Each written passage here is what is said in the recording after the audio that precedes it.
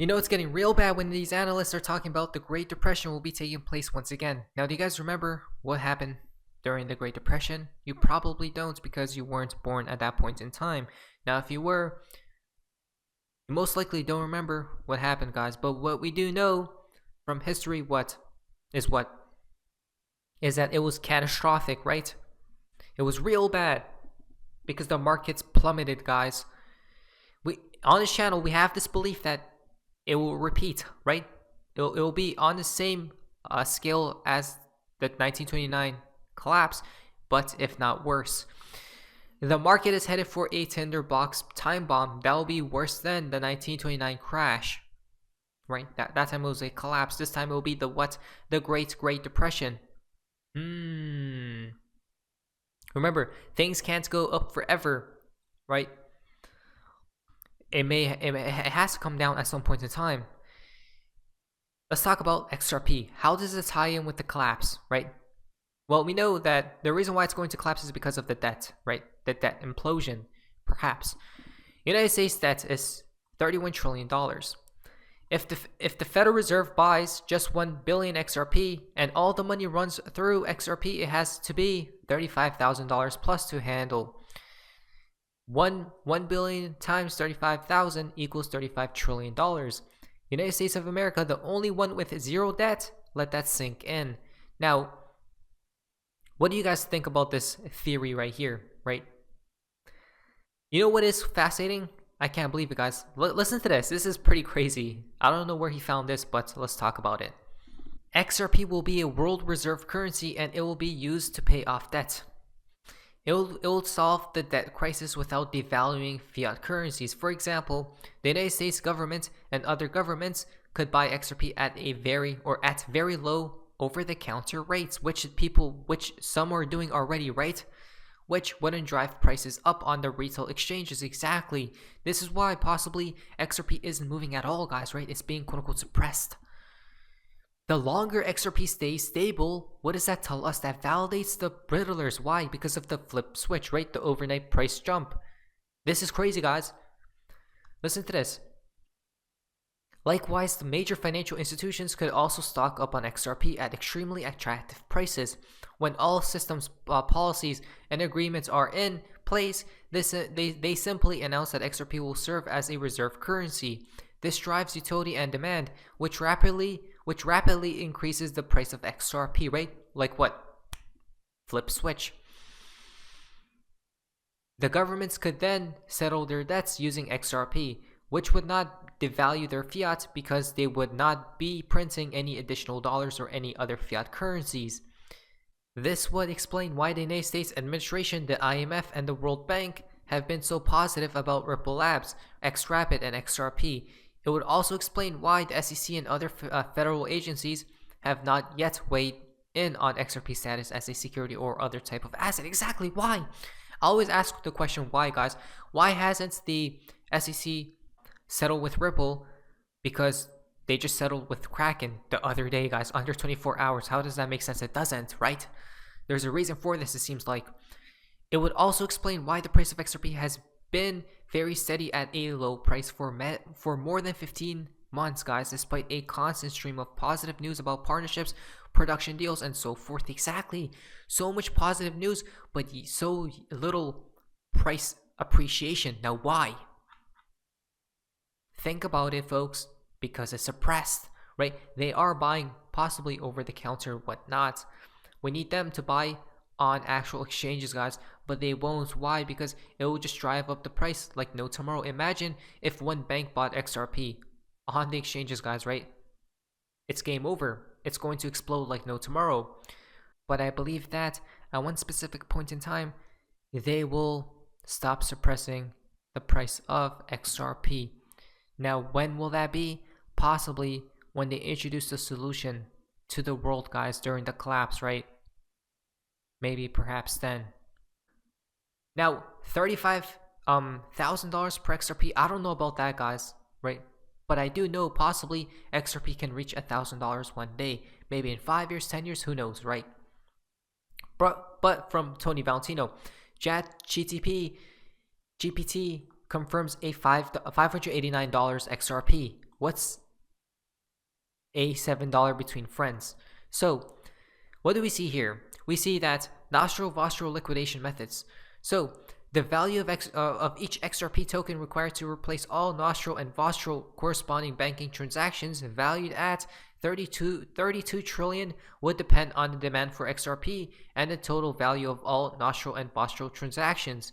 To determine the value of each XRP token, we can divide the total value of all nostril and vostral transactions by the number of XRP tokens in circulation, which would be 32 trillion divided by 55 billion XRP tokens in circulation equals approximately $582.18 per XRP token, right? Close to what? $589. Wait, what?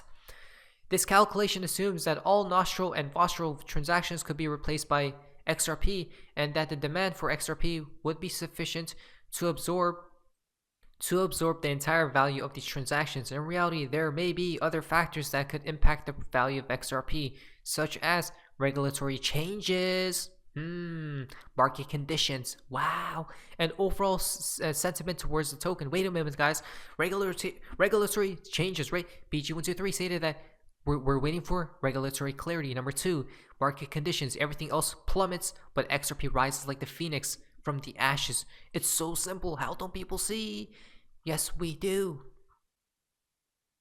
Now, nostril and vostral accounts are basically accounting terms used to distinguish an account held for another entity from an account another entity holds. This entity in question are usually banks, right? The terms nostril and vostral are used mainly by banks, which when one bank keeps money at another bank. Why? Because it's all about the damn banks, guys. We talked about this before. Not only that, guys, we see the damn proof in the pudding. Ripple cited as a crypto asset as a bridge currency in central banking report. Right now, why is Ripple being stated everywhere? Why? Right? XRP. Why? Where? In the banks and everything. Right? New forms of cross-border and cross-currency settlement. It's weird because Ripple is being stated everywhere, but the price hasn't. It's literally dead, right? Why? Because it's there. It's press, guys. It's so simple. Entry of new players and reaction of incumbents. We see alternative connectivity services, Ripple Connect. Use of crypto assets as a bridge currency, Ripple liquidity. Wow. Right. Talks for CBDCs and whatnot as well. Interesting. Look at that, guys. They states what? Bridge currency, Ripple liquidity. A bridge currency, huh? We damn know well what it's going to be. You guessed it. Fed now is not the reset we want. Two worlds colliding. Fed now is introducing the Fed's own instant payment system. It will be seen as an alternative to the international payment system, providing competition and an alternative for its use. This program will allow banking transactions to take place instantaneously, and it can be used 24/7. So don't you see where this world is heading towards, right? We're talking about the Fed, guys. They want faster payments, more efficiency, right? Cheaper, all of these things. Now, if we could pinpoint where to invest our money, then this is how the greatest wealth transfer takes place, guys, right? The greatest wealth transformation or transfer takes place from the hands of the wealthy to possibly we the people, right? Or from the impatient to the patients. This cross-border payment system is expected to come out between May and July of 2023. They have moved this date up from a previous day later this year. It will allow banks from around the world to be able to process foreign currencies in milliseconds. Wow.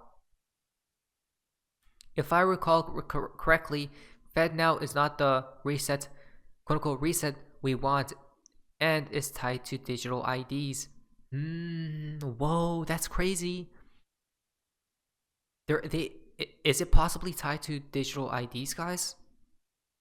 Interesting. Remember that XRP is a part of them, guys, right? That's the thing that we that a lot of people do not understand. Because why are they working with the banks, and why are there so many different partnerships with different companies and industries and corporations and all these things, guys, right? Agencies, who knows, guys? Ripples everywhere. Not to mention, if you're playing with the banks, guys, then you are definitely a part of them, right? And if you are playing with them, guess what? They're not going to let you fail, right? Because they are invested in you. So that's the thing, guys. This is where we will possibly be what, on the right side of history. This isn't financial advice.